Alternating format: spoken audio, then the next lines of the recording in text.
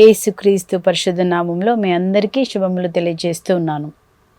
నా కృప నీకు చాలును, నీ బలహీనతలో నా బలము పరిపూర్ణమగుచున్నది. ఈ వాగ్దానం ప్రకారం దేవుడు మనల్ని దీవించినగాక. ఈరోజు మనం ధ్యానిస్తున్న అంశము, దేవుడు మన పాదములను తైలముతో అంటును.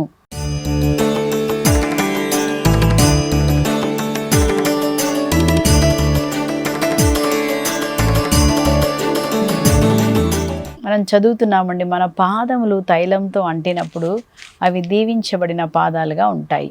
ఇక్కడ మనం చూస్తున్నాం నిర్గమకాండం 33 అధ్యాయంలో 24 వచనంలో అక్కడ మనం ఏం చదువుతున్నామంటే, మోషే ఇజ్రాయెల్ గోత్రములన్నిటినీ దీవిస్తూ ఆషేరు గోత్రమును దీవిస్తూ ఈ మాట పలుకుతున్నాడు. ఏమని పలుకుతున్నాడు? ఆషేరు గోత్రం నుంచి అంటే అన్ని తెగల కంటే ఆషేరు గోత్రము అధికముగా దీవెనలు పొందును అని చెప్తూ, వారి పాదములు తైలముతో ముంచబడి ఉండెను.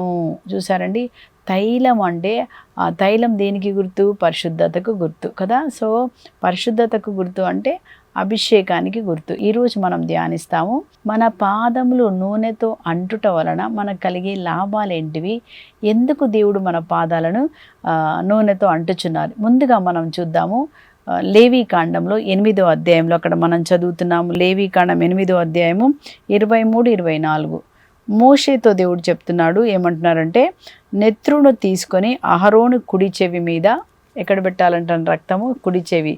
చెవి దేనికి గుర్తు? వినాలి కదా. మనం ఏం వినాలి? యేసే వాక్యం వినాలి. అది సత్యము, అబద్ధపు మాటలు వినకూడదు కదా.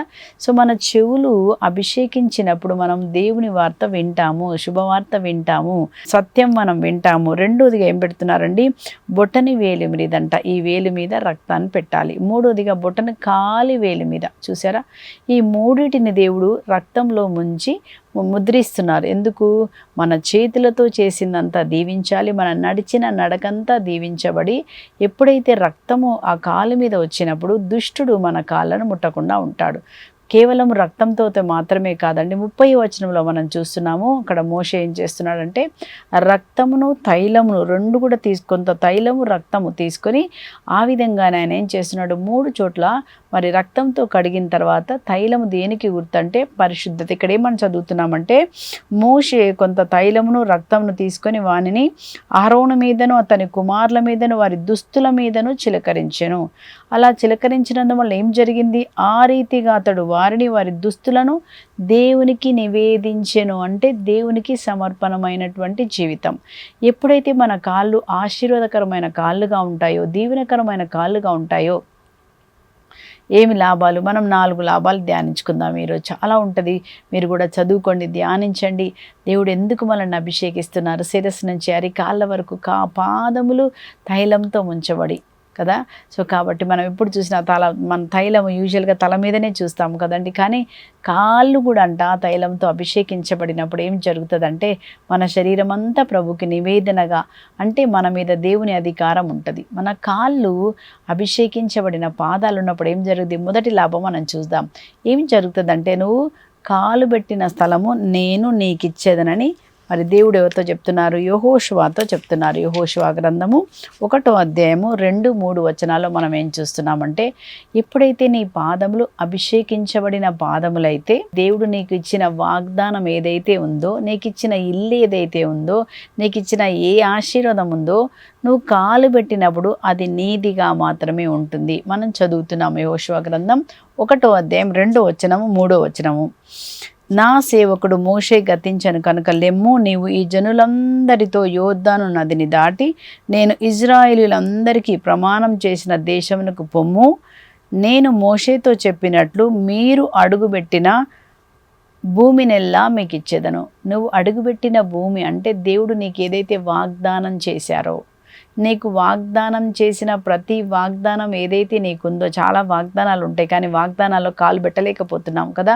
నువ్వు తలగా ఉంటామన్నావు, తలగా ఉన్నామా? లేదు కదా. కానీ దేవుడు మనం ఎప్పుడైతే అభిషేకం పొందుకున్నప్పుడు ఏదైతే నువ్వు అడుగు పెట్టలేకపోతున్నావో, ఏదైతే ముందుకు నువ్వు వెళ్ళలేకపోతున్నావు, ఏదైతే దేవుడు నీకు ఇచ్చారో దాన్ని నువ్వు ఏం చేసుకోలేకపోతున్నావు? పొజెస్ చేసుకోలేకపోతున్నావు, నీ సొత్తుగా మార్చుకోలేకపోతున్నావు. కానీ నువ్వు ఎప్పుడైతే అభిషేకించబడినప్పుడు ఏదైతే నువ్వు కాలు పెట్టలేకపోతున్నావో, మనం కాళ్ళని యేసు రక్తంలో కడిగి యేసయ్య నా కాళ్ళని అభిషేకంతో నింపబడినటువంటి ఆ కాళ్ళని తీసుకెళ్ళి మనం ఏ స్థలమైతే నీకు ఇచ్చారో, ఏ వాగ్దానం అయితే ఇచ్చారో ఆ వాగ్దానంలో నువ్వు నిలబడినట్టుగా దేవుడు మనల్ని దీవిస్తారు. కాబట్టి ఈరోజు అడుగుదామా, దేవా నా పాదములను కూడా నువ్వు ఏం చేయాలి, నీ రక్తంలో కడిగి ప్రభా నన్ను పరిశుద్ధపరచండి, నన్ను అభిషేకించండి, నా పాదములు అభిషేకించండి అని మనం ప్రార్థన చేసుకున్నప్పుడు దేవుడు మన పాదాలను అభిషేకిస్తాడు. అప్పుడు ఏం జరుగుద్ది, వెళ్ళకూడని స్థలాలకు వెళ్ళవు, ఎక్కడికి వెళ్ళాలో అక్కడికే వెళ్తామండి. మొదటిగా మనం ధ్యానిస్తున్నాము, నువ్వు అడుగుపెట్టిన స్థలము నేను నీకు ఇస్తాను. నీకు ఏ వాగ్దానం అయితే ఉందో ఆ వాగ్దానం ఎక్కడైతే నువ్వు నెరవేర్చలేకపోతున్నారో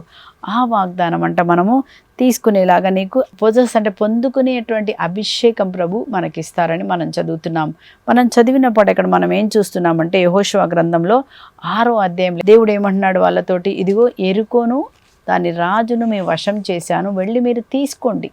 దేవుడు వాళ్ళకి ఇచ్చేశాడు. నీకు ఏదైతే ఇచ్చాడో, ఏ వాగ్దానం ఇచ్చాడో దానిలో మనం నిలబడలేకపోతుండొచ్చు. కానీ మనం ఎప్పుడైతే వాగ్దానం పట్టుకొని మనము దేవా నన్ను అభిషేకించి మన కాళ్ళను పాదములను అభిషేకించబడినప్పుడు నీ స్థానంలో, నీకిచ్చిన స్థానంలో, నీకిచ్చిన దాంట్లో నువ్వు కాలు పెట్టినది ప్రభు అది నీ సొత్తుగా మారుస్తారు. ఇక్కడ మనం చూస్తున్నాం వాళ్ళు ఏం చేశారు, అక్కడ దేవుడు అన్నారు, ఇదిగో యెరికోను రాజును మీకు ఇచ్చేశాను, మీ వశం చేశాను, మీరు వెళ్ళి దాన్ని తీసుకోండి. అప్పుడు వీళ్ళు ఏం చేస్తున్నారు, దేవుడు ఇచ్చిన దాంట్లో కాలు పెట్టడానికి వెళ్ళినప్పుడు అక్కడ ఏం చూస్తున్నామంటే యెరికో యొక్క గోడలు చాలా ఎత్తుగా ఉండి వాళ్ళు ఏం చేశారు, ద్వారాలు మూయబడ్డాయంట, లోపలికి వెళ్ళడానికి లేదు. మన జీవితంలో కూడా దేవుడు చెప్పిన వాగ్దానం ఉంది కానీ దాంట్లో కాలు పెట్టలేకపోతున్నాం, మనం దాన్ని అనుభవించలేకపోతున్నాం కదండి. అప్పుడు దేవుడు ఏం చెప్తున్నారు వాళ్ళకి, మీరు ఏం చేయాలంటే 7 యాజకులు బూరలు ఊదుచు మందసము ముందు నడుస్తూ స్తుతించండి. ఒక్కసారి, 2 సార్లు, 7 సార్లు మీరు స్తుతించినప్పుడు ఏం జరుగుతుందంటండి, మనం స్తుతిస్తుంటే వాళ్ళు ఏం చేయలేదు, కేవలం స్తుతించారు. కానీ స్తుతించినప్పుడు ఏం జరిగింది, పరలోకం నుంచి దేవదూతలు వచ్చి ఆ గోడలు తోసేశారు, ఆ గోడలని వాళ్ళు కూల్చేశారు.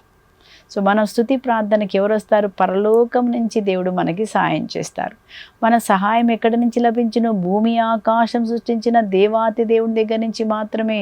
మనకు సహాయకుడు ఎవరు, దేవుడు. వాక్యంలో రాయబడింది, నా సహాయకుడు నా దేవుడే, నా రక్షణకర్తే మనకు సహాయకుడు, మన తరపున యుద్ధం చేయవాడు ఆయనే, మనకి ఏదైతే వాగ్దానం చేశాడో దాంట్లో కాలు పెట్టేలాగా చేయవాడు ఆయనే. అందుకే వాళ్ళని అభిషేకిస్తున్నారు, మన చెవులను అభిషేకించారు, చేతుల మీద రక్తం, అలాగే కాళ్ళ మీద రక్తం. మనం రోజు కూడా ప్రార్థించాలి, ప్రభా నా శిరస్సు నుంచి అరికాల వరకు నీ రక్తంలో కడిగి నన్ను దీవించమన్నప్పుడు మనకేం జరుగుతుందండి. అప్పుడు ఏం జరిగింది, వాళ్ళు 7 రోజులు ప్రార్థించగా ప్రార్థించినప్పుడు దేవదూతలు వచ్చి ఆ గోడలను తోసేశారు. అప్పుడు ఏం జరిగింది, గోడలన్నీ కూలిపోయాయి. వారు ఆ స్థలంలో, వారికి ఇచ్చిన స్థలంలో వాళ్ళు కాలు పెట్టారు. అదేవిధంగా ఈరోజు మనము కూడా ఎక్కడను వెళ్ళలేకపోతున్నావో లేచి ప్రార్థన చేయండి కదా. 7 స్తుతి పాటలు పాడండి, 7 కీర్తనలు మీరు చదవండి, స్తుతించండి. నీ యెరికో గోడలు, నీకు ఇచ్చిన వాగ్దానంలో నువ్వు కాలు పెట్టే వరకు, దేవుడు నీకు ఇచ్చిన ఆశీర్వాదంలో నువ్వు నిలబడే వరకు, నీకు ఏది ఇచ్చారో అక్కడికి ఆ దాంట్లో నిలబడే వరకు మనం ఏం చేయాలంటే అండి, మనం స్తుతించి ఆరాధించినప్పుడు దేవుడు ఏం చేశారు, నీ కాలు పెట్టిన స్థలము మనకి ఇస్తారంట. వేరే దాంట్లో కాలు పెట్టకండి, మీ దాంట్లోనే దేవుడు మీకు ఏదైతే ఇచ్చారో దాంట్లోనే కాలు పెట్టాలి. మొన్న ఒక ఆమె చెప్తుందా, మా స్థలం ఉందండి కానీ వేరే వాళ్ళు దాన్ని ఆక్యుపై చేసుకుంటున్నారు అని చెప్పారు. అని చెప్తే నేను అన్నాను, అమ్మ అది నీదే అయితే, నీ పేరు మీద నిజంగా రిజిస్ట్రేషన్ అయి ఉంటే ఇంకా మీరు వెళ్ళి అక్కడ కాలు పెట్టి మీరు నీళ్ళు తీసుకొని యేసు రక్తమే చేయం ప్రభా, ఈ స్థలాన్ని ప్రభా నువ్వు నాకు ఇచ్చావు, నీకు స్తోత్రం. మీరు అన్నారు మీ కాలు పెట్టిన స్థలం ఇస్తారని, ప్రభా ఇది మరొక్కసారి నా కాలు ఈ స్థలంలో పెడుతున్నాను దేవా, ఈ స్థలాన్ని నీ రక్తంలో నేను శుద్ధి చేస్తున్నాను, ఈ స్థలం ప్రభా నీకోసం నేను డెడికేట్ చేస్తున్నాను. యేసు రక్తం వచ్చినప్పుడు ఏం జరుగుద్దంటే అక్కడున్న దురాత్మలన్నీ వెళ్ళిపోయి నీ స్థలము నీకు దొరుకుతుంది. కాబట్టి పాదములు అభిషేకించిన పాదములతో అడుగు పెట్టాలంట. హల్లెలూయా. పాపమైన కాళ్ళతో కాదండి. కాబట్టి శుద్ధి చేసుకోవాలి. అందుకే మన పాపాలు ఒప్పుకోవాలి. మన ప్రార్థనకు జవాబు రావాలంటే మనలో ఉండకూడదు, శత్రువుకు చెందినది ఏది మనలో ఉండకూడదు, పాప సంబంధమైనది ఏది ఉండకూడదు. అప్పుడే సాతాను పారిపోతాడు. కాబట్టి ఈరోజు మనము మన పాదములు తైలముతో అభిషేకించబడినప్పుడు ఎలా ఉంటాయంట, పాదములు అడుగుపెట్టిన స్థలం మనకు దొరుకుతుందంట. ఈరోజు మన పాదాలను శుద్ధి చేయమని అడుగుదామండి కదా. అందుకే అంటాడు, సువార్తను బోధించు వారి పాదములు సుందరమైనవి. ఎందుకు సుందరమైనది, అభిషేకంతో నింపబడిన పాదాలవి, అందుకే దీవించబడిన పాదాలుగా ఉంటాయి. రెండోదిగా మనం ధ్యానిస్తాం, మన జీవితంలో పాదములు అభిషేకించబడినప్పుడు ఏం జరుగుతుందంటే మన పాదములు బంధకముల నుంచి విడిపించబడతాయి. కదండి. అనేకమైన బంధకాలు మనల్ని చుట్టుకుంటాయంట. మనం చదువుతాము కీర్తన 91:3లో మనం ఏం చదువుతామంటే, వేటకాని ఉరిలో, అంటే వేటకాని ఉరి అంటే ఏంటండి, సాతాను నిన్ను ఉరివేసి వెళ్ళకూడని చోటుకు వెళ్ళి మీ పాదములను బంధకాల్లో ఉంచి బయటికి రాకుండా అక్కడే ఆపుతాడంట. ఈ బంధకంలో ఉండడం వల్ల మనకేం జరుగుతుందండి, సాతాను చేతిలో ఉండడం వల్ల మనకేం జరుగుతుందంటే, మనం ముందుకు వెళ్ళలేకపోతున్నాం, ఏ పని చేయలేకపోతున్నాం, ముందుకు కొనసాగాలంటే సాగట్లేదు కదండి. ఆధ్యాత్మికంగా చూస్తే ప్రార్థనలో ముందుకు మనం సాగట్లేదు, వాక్యం చదువుకుంటామంటాం చదవట్లేదు, లేచి వడకానికి వెళ్దాం అనుకుంటాను వెళ్ళలేకపోతున్నావు, సండే గుడికి వెళ్ళాలంటే కూడా వెళ్ళనివ్వదు. ఎందుకు? సాతాను ఏం చేశాడంటే నీ కాళ్ళకు ఒక బంధకం పెట్టాడు, ఉర్రి పెట్టాడంట. బంధకం వల్ల ఏం జరుగుతుందంటే నువ్వు లేచి వెళ్ళలేకపోతున్నావు. కాబట్టి నువ్వు వెళ్ళలేకపోతున్నావు అంటే ఒక బంధకము నీలోకి వచ్చింది. బంధకం ఎప్పుడు వస్తుందంటే మనం ఎక్కడో సాతానికి ద్వారం తెరిచినప్పుడు అదొక బంధకముగా మారిపోతుందండి కదా. మనసులో ఉంటుంది బంధకము, రకరకాలైన బంధకాలు ఉంటాయి. దానివల్ల సాతాను మనల్ని పట్టుకొని అక్కడి నుంచి బయటికి రానియకుండా ఉంటాడు, ముందుకు వెళ్ళనివ్వడు. అంతేకాదు, కొంతమంది ఉద్యోగానికి వెళ్ళరు. ఒక ఆమె ఫోన్ చేసి చెప్తుందండి, మా అబ్బాయి 3 రోజులు పని చేస్తే 4వ రోజు పనికి పోడంట, వెళ్ళలేడంట, లేవలేడంట, నిద్రపోతాడంట, ఎంత లేపినా లేవడంట. అంతేకాదు, స్నేహితులతో బయటికి వెళ్తాడు, తర్వాత ఏమంటున్నామేమో డ్రగ్స్ లాగా ఏదో తీసుకుంటాడు, బాగా తాగుతాడు, బంధకము, వెళ్ళలేకపోతున్నాడు. అందుకోసం అది గవర్నమెంట్ ఉద్యోగం అయినా గవర్నమెంట్ ఉద్యోగము పోగొట్టుకున్నాడు. కాబట్టి మనం ఏం చూస్తామంటే ఒక బంధకంలో ఉన్నప్పుడు మనం ముందుకు వెళ్ళలేమండి. ఏ పని ఒక వ్యాపారం చేస్తారంటే ఆ వ్యాపారం సాగదు, అంటే అదొక బంధకంగా ఉంది. కనుక మనం ప్రార్థన చేసినప్పుడు, దేవా నా పాదములను బంధకంలో నుంచి విడిపించండి.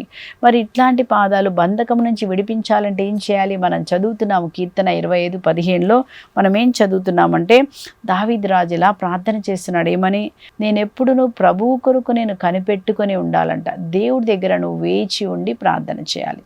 బంధకములు తొలగిపోవాలంటే ఏం చేయాలంట? దేవుని దగ్గర వేచి ఉండి ప్రార్థన చేసినప్పుడు, దేవుని సన్నిధిలో నువ్వు ఉన్నప్పుడు, దేవుని సన్నిధి ప్రతి కట్ల నుంచి మనకు విడుదల కలగజేస్తుంది.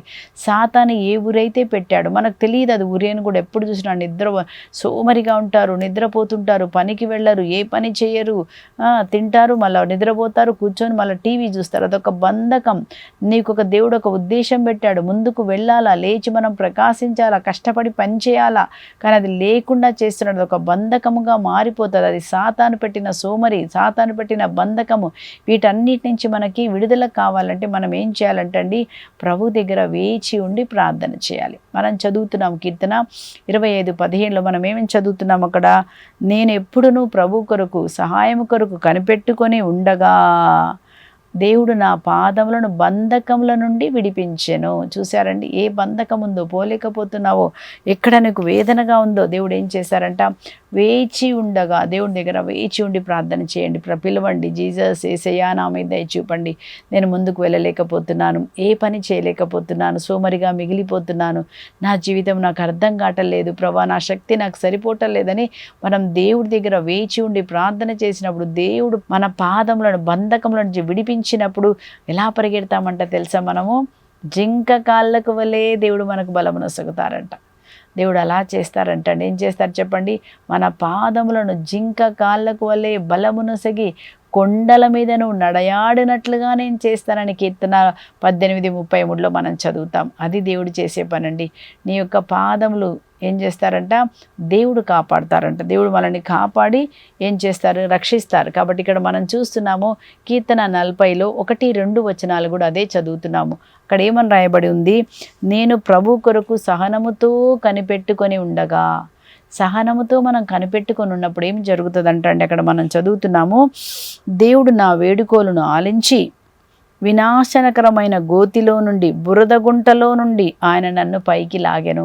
ఏ బురద గుంటలో నీ కాళ్ళు చిక్కుకొని ఉన్నాయో, బయటికి రాలేకపోతున్నావు, మళ్ళీ మళ్ళీ అదే పాపంలోకి పరిగెడుతున్నావేమో, అదే సోమరితనంలోకి పరిగెడుతున్నావేమో, కానీ ప్రభు అంట ఏం చేస్తారంట? బురద గుంటలో నుంచి, ఏ బురద గుంట అయితే ఉందో ఆ బురద గుంటలో నుంచి నేను బయటికి లాగుతారంట. దేవుడు కార్యం ఇది జరుగుతుంది, నీ పూర్తిగా నీ పరిస్థితి మారిపోతుంది. అంతేకాదు, ఏమన్నాడు? జిగటమన్నగల ఊబి, జిగటమేవి? జిగట అంటే ఏంటండి?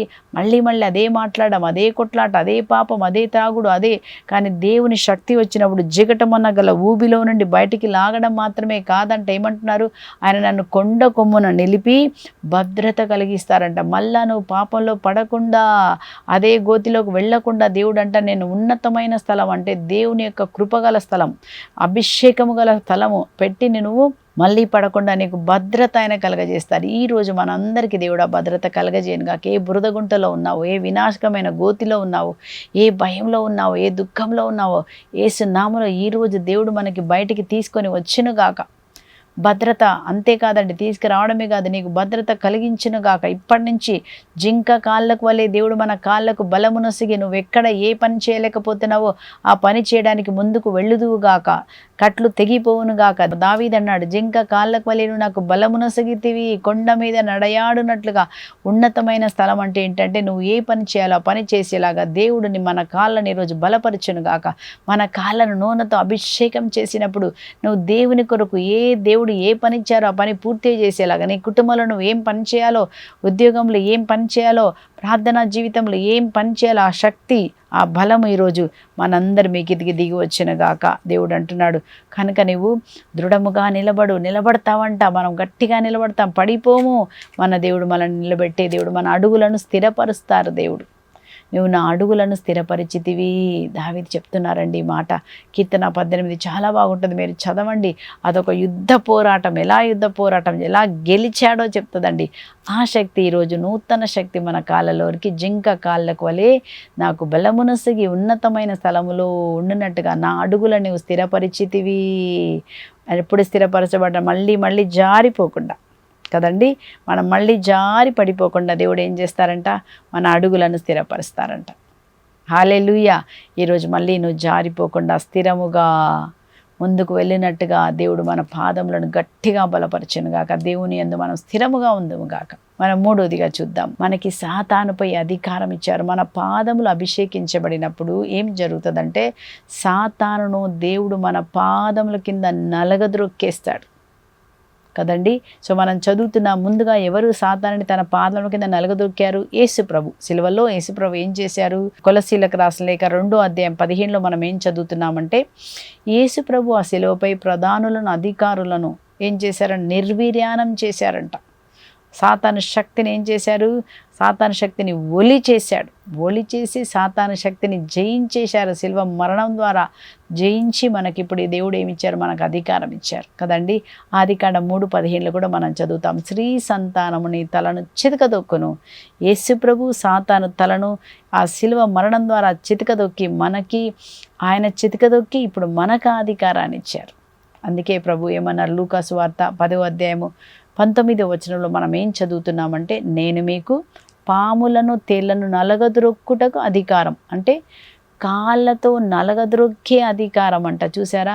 మన పాదములు అభిషేకించబడినప్పుడు సాతానును మన పాదముల కింద చితకదొక్కే అధికారం మీకు ఇచ్చాను. అవేవి ఎంత మాత్రము మీకు హాని జరగదు.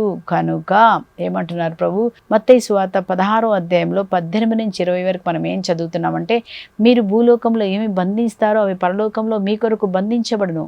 మనం ఏం బంధించాలో, ఏ దురాత్మ ఏదైతే మనకు వ్యతిరేకంగా పనిచేస్తుందో ఆ దురాత్మను బంధించి మనం వెళ్ళగొట్టాలి.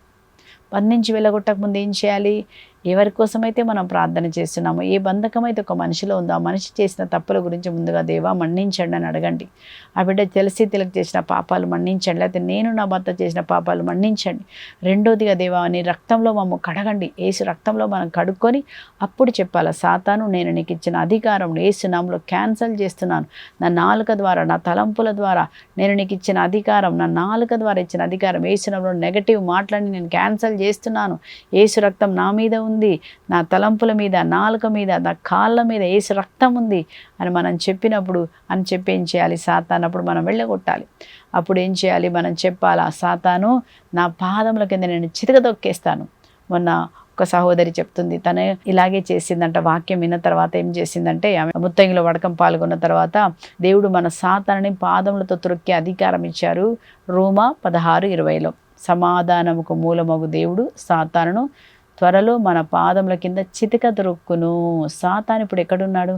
దేవుని పాదముల కింద ఉన్న సాతాను మన సంఘము పాదాల కింద కూడా దేవుడు మనకు అదే సాతానుపై దేవుడు ఏ అధికారం అయితే కలిగి ఉన్నాడు ఆ అధికారాన్ని సంఘమైన మనందరికీ ఇచ్చారు.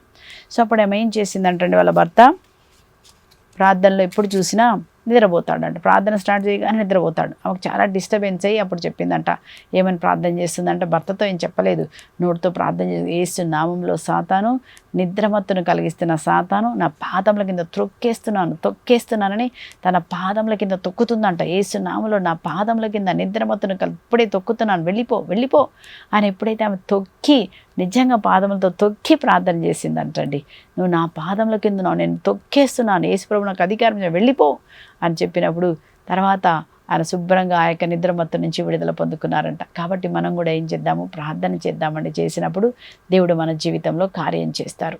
4వదిగా మనం ధ్యానిస్తాము, యేసుప్రభు మన పాదములను అభిషేకించినప్పుడు మనకు కలిగే లాభం ఏంటంటే దేవుడు ఏం చేస్తారంటే మనము పాపంలో పడకుండా పాప మార్గంలో వెళ్లకుండా దేవుడు మనల్ని కాపాడుతారు కదా. కీర్తన 1:1 మనం ఏం చదువుతామండి, అక్కడ దుష్టుల సలహాలను పాటింపని వాడు పాపుల మార్గంలో నడవకుండా ఉండాలంట.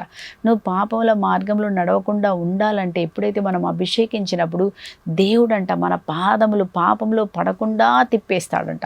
నువ్వు వెళ్తుంటే నీ మార్గాన్ని మార్చేస్తారంట. దాన్ని మనము 1 సామెలు 25వ అధ్యాయంలో అక్కడ మనం ఎవరిని చదువుతామంటే నాబాలు గురించి, అలాగే అబిగాయేలు భార్య భర్తలు ఇద్దరు గురించి చదువుతాం. అక్కడ దావీదు ఏం చేస్తాడంటే నాబాల్ని అడుగుతాడు. ఏమడుగుతాడంటే, అయ్యా నాకు కొంచెము నువ్వు ఉన్ని కత్తరిస్తున్నావు కదా, మాకు కొంచెం సహాయం చెయ్యి అని అడిగినప్పుడు ఆయన అంటాడంట, నేను ఎందుకు చేస్తాను, నేను చేయను, నాకేం అవసరం నీకు చేయాలో నేను చేయను పో అన్నాడంట. అప్పుడు దావీదు రాజుకు చాలా కోపం వస్తుందంట. నేను ఇన్ని రోజులు నీ మందలు ఇంతవరకు మేము కాపాడాము, మా వల్ల నీకు ఇంత లాభం జరిగింది, ఇప్పుడు ఇవ్వమని కోపం వచ్చేసిందంట. కోపం వచ్చి ఏం చేస్తున్నాడు, రాజు అందరిని తీసుకొని తను చంపడానికి వెళ్తున్నాడు. అప్పుడు మధ్యలో ఎవరు వస్తారంటే అబిగాయేలు వచ్చేసి, ఆమె తెలివి గలది, ఆమె వచ్చి దావీదుతో అంటది, రాజా మీరు ఆయన మొండివాడు, దాన్ని మీరు పట్టించుకోకండి. రాజా మీరు రానున్న కాలంలో మీరు రాజుగా మారుతారు, మీకు వాగ్దానం ఉంది. వాగ్దానం ఉన్న నీవు ఈరోజు ఆయనను చంపితే ఆ రక్తాపరాధం నీ మీదకి వస్తుంది. రెండోది ఆ దుష్కార్యము, అయ్యో నేను ఒక దుష్కార్యం చేయ నేను పీడిస్తుంది కనుక నువ్వు ఆ పని చేయొద్దు అని ఆమె ఎప్పుడైతే తెలివిగా మాట్లాడినప్పుడు రాజు కోపం నుంచి బయటకు వచ్చి అతన్ని చంపకుండా వదిలేస్తాడు. చూశారండి, దేవుడు మనము తప్పు మార్గంలో వెళ్తుంటే మనల్ని కాపాడుతారు. దేవుడే మనల్ని కాపాడుతాడు, ఎవరో కాపాడరు. కనుక ఈరోజు మనం అందరం ప్రార్థన చేసుకుందాం. ఒక సహోదరుడు చెప్తున్నాడు, ఆయనకు చాలా కోపం వచ్చిందంట. చాలా కోపం వచ్చి కర్ర తీసుకొని వాళ్ళ అమ్మని నెత్తి మీద కొట్టడానికి వెళ్ళాడంట. ఆ టైంలో వెళుతున్నప్పుడు సడన్గా ఎవరో వచ్చి ఆపేశారట. ఎవరో కాదు, దేవుడు ఆయనను ఆపేశారంట. ఆయన అంటున్నాడు, ఒకవేళ నేను ఆ రోజు మా అమ్మను కొట్టుంటే నా మీద ఎంత, మా కుటుంబం మీద ఎంత రక్తాపరాధం ఉండేది. కానీ నా దేవుడు ఆ క్షణంలో కర్ర ఇట్లా పట్టుకొని కొట్టబోయేటప్పుడు ఇట్లా కర్ర గట్టిగా పట్టుకున్నారంట ఎవరో. అప్పుడు అంటున్నాడు, దేవుడు నన్ను కాపాడాడు. మన దేవుడు మన పాపంలో పడకుండా కాపాడుతాడు. ఎప్పుడు నువ్వు యేసు రక్తంలో కడగబడినప్పుడు, నీ పాదాలు శుద్ధం చేయనప్పుడు పరిశుద్ధ ఆత్మదేవుడు మనల్ని తన ఆధీనంలో తీసుకుంటారు. కాబట్టి ఈరోజు మన పాదములను దేవునికి సమర్పిస్తాం. శిరస్సు నుంచి అరికాల వరకు నన్ను శుద్ధి చేయి ప్రభా, నీ తైలంతో నన్ను అభిషేకించి ప్రభా అని ఎప్పుడైతే మనం అభిషేకించబడినప్పుడు మనం దేవుని సొత్తుగా మారిపోతాం. పరిశుద్ధాత్మ మనల్ని కాపాడతారు, పాపంలో పడకుండా కాపాడతారు. మనకేం కావాలో, మనకేం రావాలో మన అన్ని పొందుకునేలాగా చేస్తాడు. ఈరోజు మనం ప్రార్థన చేసుకుందాం. దేవుడు మనల్ని ఆశీర్వదించి దీవించాలని ప్రార్థన చేసుకుందాం. పరిశుద్ధుడైన తండ్రి, ప్రేమ స్వరూపుడైన దేవ, మీ పాదములు తైలంతో ముంచి ఉండును ప్రభా. తైలం తీసుకొని ప్రభా, ఇదిగో మా కుడి చెవి మీద, కుడి బొటనవేలు మీద, కుడి పాదం మీద ప్రభా రక్తం పెట్టినారు. అలాగే తైలంతో అభిషేకించబడినప్పుడు తండ్రి నీకు సొత్తుగా మారినప్పుడు ప్రభా మా పాదములు దీవించబడ్డాయి. కనుక ఈరోజు అదే అభిషేకం అందరి మీద ఉండునుగాక. మేము నడిచిన స్థలమంతా ప్రభా, ఏది మా సొత్తు, ఏది మా వాగ్దానం ఉందో మేమందరము ఆ వాగ్దానంలో కాలు పెట్టుదుము గాక ప్రభా. మేము ముందుకు వెళ్ళలేకుండా ఏ బంధకాలు ఉన్నాయో మా కాళ్ళకున్న బంధకములు యేసు నామములో ఇప్పుడే అవి తొలగిపోవును గాక. సాతాను మా పాదముల కింద చితక దుఃఖపడును గాక. మేము లేచి ప్రకాశించుదుము గాక. పాప మార్గంలో నడవకుండా మమ్మల్ని నీతి మార్గంలో నడిపించే దేవానికి స్తోత్రం. మేమందరం నీతి మార్గంలో నడిచి నీ కృపా, నీ కనికరం పొందుకునేలాగా ఈరోజు కార్యం చేయమని యేసుక్రీస్తు అతి పరిశుద్ధ నామం పేరిట అన్నీ అడిగి పొందుకొని ఉన్నాము పరలోకపు తండ్రి. Amen, amen. దేవుడు మీ అందరినీ దీవించును గాక. Praise the lord.